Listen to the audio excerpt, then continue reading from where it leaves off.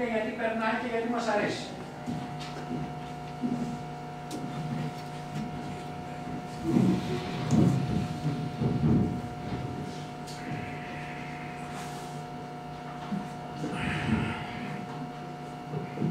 Καλησπέρα.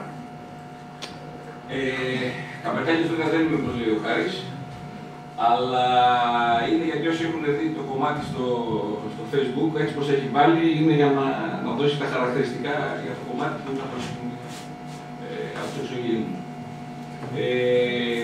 Θα ξεκινήσουμε πρώτα απ' όλα από τους χαιρετισμούς από τρεις ανθρώπους που παρευρίσκονται, από κάποιες κινήσεις, περιμένουμε άλλη μία, αλλά έχουμε καθυστερήσει.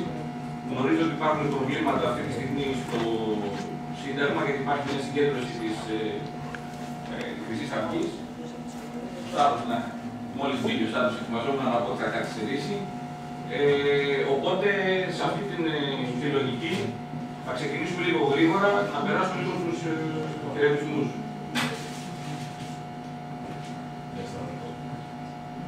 Λοιπόν, θα ξεκινήσω από τον Σταύρο. Ωραία. Να ξεκινήσω λοιπόν από τον Θόδωρο τον Πολυζωίδη, πρόσωπος της κίνησης, πρόεδρος της κίνησης Πολιτικού Κόμματος Δημοκρατική. Με τον Θόδωρο γνωριζόμαστε από το παρελθόν, όπως ξέρετε όλοι, τα τελευταία 30-27 χρόνια. Θα παρακαλέσω τον Θόδωρο να κάνει το χαιρετισμό. Πρέπει να μιλάμε για τα δύο μικρόφωνα.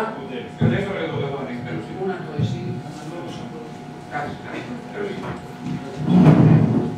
Αγαπητοί φίλοι, μόνο 3 λεπτά. Είμαι σίγουρος ότι όλοι κουρκώσαμε ακούγοντας το ένα το χελιδόνι, γίνοντας πίσω 40 χρόνια στην νιώτη μας. Πολύ νερό κύλησε από τότε στο πλάκι. Γρήγορα εκπροσωπώ τους δημοκρατικούς, ένα κόμμα που προέκυψε μέσα από την κρίση, ένα κόμμα το οποίο προσδιορίσε, πιστεύουμε, τα βαθιά αίτια της κατάστασης στην οποία έχει περιέλθει η χώρα μας και όπου το οποίο δεν πιστεύει ότι αυτή τη στιγμή το πρωταρχικό είναι η ιδεολογική προσέγγιση του ελληνικού προβλήματος.